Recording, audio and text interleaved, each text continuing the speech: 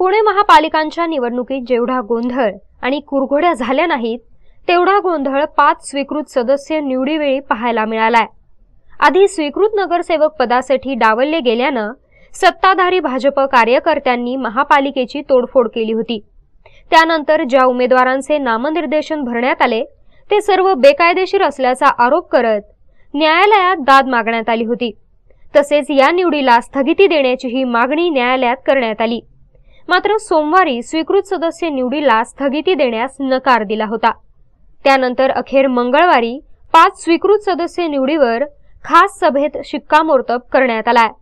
यामध्ये भाजपचे माजी गटनेते गणेश बिडकर, गोपाळ चिंतल, रघु गौडा तसेच राष्ट्रवादी काँग्रेसकडून माजी सभागृह नेते सुभाष जगताप आणि काँग्रेसचे अजित दरेकर यांची निवड स्वीकृत सदस्य म्हणून करण्यात आली आहे।